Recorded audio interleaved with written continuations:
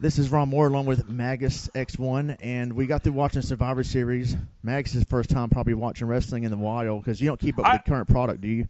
no, I have a family member who lets me use his account, and I watch a lot of the old school stuff, but I haven't watched anything in years. I have no idea who Roman Reigns or any of these guys are, so I'm Yeah, not an expert on that front. So let me ask your opinion on this, because I don't watch modern wrestling, so I don't feel I can give a review to it. But I'll tell you this: if I had bought that pay-per-view 20 years ago, I think I'd be kind of pissed off, because that. yeah, yeah. Me too. But now it's $9.99. I'm not sure if even WWE has pay-per-views, quote unquote, anymore. They do. I think they just strictly use the network to best of my Oh, knowledge. no, they still have them. They're like $70 a pop if you don't have the WWE network. Yeah, and see, I think that so that would be definitely be a total ripoff. I would not be surprised if they did that just to try to get people to join the network, saying, "Well, it's cheaper if you come here and you won't get ripped off." And I think they're going to have a rematch at WrestleMania. I think this is just a stepping stone to their uh, big rematch or now rematch because WrestleMania 20 that match was terrible, and they probably want to have one final match at WrestleMania again to make up for it, and I think that's when Brock will go over. They're gonna extend the storyline, and you know what it reminded me of? It reminded me of when he would fight, like when they would remember in like WCW Nitro, when they would just throw all the sea level characters at him, like Glacier or Disco Inferno and shit. It was exactly like one of those matches. Exactly. So tonight truly was old school Goldberg. Yeah, he had everything. Like when I heard the music hadn't changed or any of the fucking uh or the Security security guards. guard. Yeah. Yeah, and I don't know what. Now I'll be honest, I did enjoy that match before because it was just dumb. I don't know what the fuck anyone was, what the alliances or who the good guys are. Or I know Shane McMahon got fucked up, and then that little guy was hiding under the ring, and then he got fucked up. Yeah.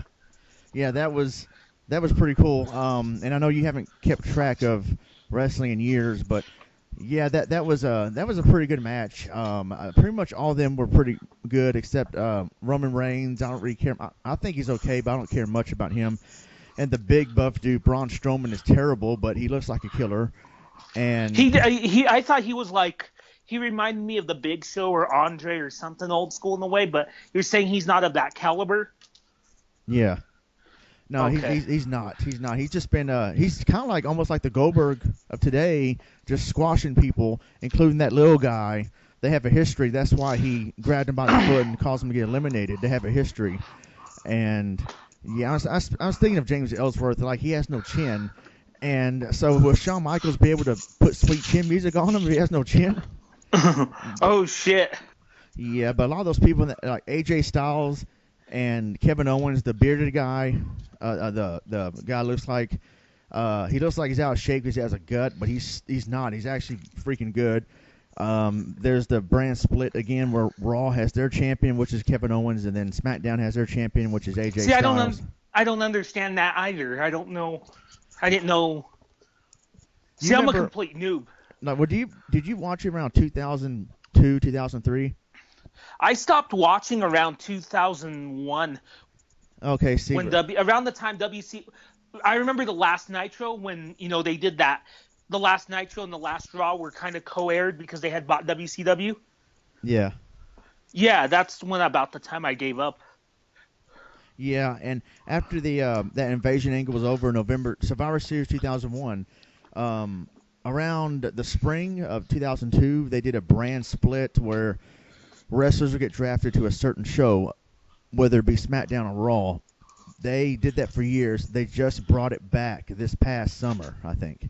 Oh, So it's SmackDown. That's why you saw the SmackDown blue shirts versus Raw red shirts. It's the shows wrestling each other. And so, yeah. And there were some references in there that you probably didn't get. Like, again, the James Ellsworth guy grabbing him by the foot. They have a history with each other.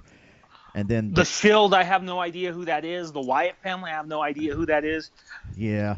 the Shield spot where they split up because Seth Rollins turned on him years ago and joined Triple H's corporate group or whatever it was. And yeah, there's you missed a lot over the years. There's been a lot of uh, different stuff going down. And my friend Swindoll, he hasn't watched wrestling in years, and he watched the Royal Rumble with me about a year or so ago. And he's like, "Who is that? Who's that? Who's this homeless-looking guy?" I said, "The homeless-looking guy is one of the greatest wrestlers coming out here." And like, yeah, I don't know any of these people, and so like, it's kind of hard to care if you don't even know who's who. It was entertaining though, because there's a lot of chaos going on. So that was, like, I didn't have a preference, obviously. Yeah. For that match.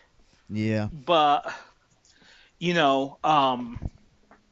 was just entertaining seeing everyone kind of. Well, I always kind of liked Chris Jericho. But he got eliminated pretty quickly. Well, not quickly, but yeah, when Owens hit who was it? Dean Ambrose or someone with those papers that was called Chris Jericho's list. And there's this thing going around where Jericho calls people a stupid idiot. And if he thinks you're a stupid idiot, you go on the list, which is the stupid idiot list. He just writes your name down.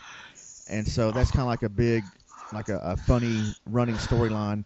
And so he used Chris Jericho's list to hit what's his name over the head, and he got disqualified for it. That was kind of lame. Oh shit! Okay. So I said that Chris Jericho's always had those kind of angles, though. Yeah, he always knows how to reinvent himself. That's why he's still around. He always knows how to reinvent himself. And I tweeted on saying that referee is on the list because I was mad when he disqualified Kevin Owens. And so, but yeah, back to Goldberg and Brock. I mean, I still think it's better than their first match at WrestleMania 20, because the first match at WrestleMania 20 was supposed to be like one of the best matches of all time, and it could have been, but they were both on the way out the door. Goldberg his contract was up, and so he didn't want to renew. He had like a bad relationship with WWE, and he wanted out. Brock wasn't happy with the traveling schedule and stuff anymore. He wasn't the top guy, so he didn't want to renew. He wanted to go try out in the NFL, and so they were both on the way out the door. And the New York crowd, they're very vocal. They're one of those ECW crowds, and they were both booing him, saying "nah, nah, nah, nah, hey, hey, hey, goodbye," and all that stuff. And they both kind of got mad and said, "Man, F this crowd. Let's just not do anything and then end it before long." And so the people thought tonight was going to be, okay, this is where they're going to put on a great match. And not really, but it was kind of a disappointment. But I'm thinking they're going to carry the storyline out, because even I don't watch wrestling and I heard about it. You know what I mean? Yeah. Because it was on SportsCenter and all over the place. It's been hyped all over. Yeah, they made a big deal about it, and their Goldberg is now the unlockable or downloadable character wherever in the new WWE 2K17 wrestling game. And so, yeah, it's just... this is not his last match, I bet. I bet, too, they're going to bring back that angle of him being unstoppable. I don't see that happening, because he's not... I mean, he's still in great shape for his age, but for him to be wrestling full-time again for a while, I don't see it happening. I think someone on Burhan's Facebook wrestling group said Brock is probably going to get revenge, destroy Goldberg tomorrow night, like attack him or something, and then Goldberg's going to be out for a while, and then like around Royal Rumble time, Goldberg is going to like come back and then like rekindle the feud, and it's going to lead to WrestleMania. That's what I think's going to happen. That's a good that has happened many times. Yeah, and I understand why they're doing this, but man, Brock Lesnar is a beast, and a legitimate beast. I mean, in real life, he'll kill you, and he's a former UFC champion, and he really is a fighter. And he beat The Undertaker into the streak at WrestleMania, so making Brock look like pretty much godlike in wrestling. And then he loses in 2 minutes to a 50-year-old man that hasn't wrestled in 12 years. And here's the thing, too, about this, too. It reminded me of all those throwaway matches that they had on, like, Nitro, just to throw Goldberg into a match. Yeah. Where he would fight some, like, C-level character like Disco Inferno, who is fucking the dumbest character ever made, in my opinion, in wrestling. Disco Inferno, or remember Glacier? Yeah. How they hyped him and then he just sort of went away Yeah. and became yeah, he was like the Mortal Kombat ripoff character. Yeah. Yeah, they would throw all these him or that guy that would always echo "I'm the greatest." Who was he? He was that Ernest the Cat Miller. the cat. Yep, Yeah. yep. He would throw all these sea level things and it would be over in like 2 seconds. And I'm not familiar with Lesnar, but I know he's up there. And I remember him, like Goldberg matches when they would pit him against like Diamond Dallas Page or Hogan or someone like that back in WCW. Those matches would last a little while. Yeah. And I remember, well, maybe Brock can bring the cow prodder and beat Goldberg at WrestleMania. Oh, I remember I watched that Starrcade 98. I watched that pay-per-view when it happened. Yep, that was Goldberg's birthday, too. Oh, shit. So he lost on his birthday. Scott Hall brought the cattle prodder. Yeah. But, yeah, tonight, I mean, I didn't care to be spoiled. I wasn't even sure if I was going to watch this pay-per-view. But the network lags sometimes, so I get behind on what people tweet and stuff on social media. And then I seen your message saying, that's it? And as soon as you said that, I'm thinking, wait, don't tell me the match is about to end here in a second. Because Goldberg was like, hadn't even spared Brock yet when you told me that. And I was like, wait a minute. And then I seen on Burnham's Wrestling Group, someone put, what the And I'm thinking, oh, don't tell me it's about to be over already. Yeah, it was quick. It was like when he pushed him, I was like, oh, this will be like a classic wrestling match. It'll be, like Goldberg will get pinned down for a few times and then he'll push him over or something like that. But a part of me knew that they weren't going to end the storyline. Yeah. And someone said it might end on a double count-out, double disqualification or something. And I was like, well, that'd be kind of lame. But then they ended like this, and they really... I mean, it really makes Brock... maybe they did that to throw a swerve at people, but it really made Brock look totally weak. Because even though Goldberg was a beast back in his day, he's like a lot older now, and he hasn't wrestled in a long time. And Brock's been dominating over the past few years into the Undertaker streak and beat John Cena to a pulp. And, I mean, and then he just... like, you haven't heard much of Goldberg in years. Brock was the UFC champion for a while. And then he comes back and just takes out Brock in 2 minutes. It really made Brock look weak here. But knowing how Brock is and probably what they talked about backstage and how they planned this, I'm sure Brock is going to get his heat back, and he's going to beat Goldberg at WrestleMania. Yeah, we'll see what happens. I have no clue. I'm not a wrestling insider, or I would like to see Raw, but I'm not going to take the time because I don't think they put them on the WWE network, do they? No, they don't. You have to wait. They put it on there a month later. Oh, okay. So you have to watch it on USA Network tomorrow. Or I mean, if you want to wait a month, you can. They'll put it on the. They don't put it on the network till a month after it passes because the contract they have with USA Network and stuff. So. Yeah. Seems like Raw and SmackDown are more exclusive than the pay-per-views themselves. Then that's crazy. Yeah, because. I think like television ratings are probably their main source of income, so they got to definitely have a platform on television, and while the network does generate big time revenue, also the cable ratings and stuff. I think that's what's really important financially. So they're going to show it on. Like you have to watch it tomorrow night or wait until.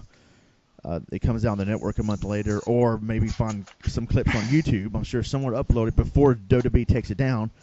But yeah, or is it on demand on cable? Oh, I don't know. I don't have cable at all. I mean, I've had cable really in years. I don't really care for it. If I wanted to watch Raw or SmackDown bad enough, I can just go to my mom's who has cable. But I primarily don't really watch wrestling live anymore, except like maybe live pay-per-views on the network and stuff.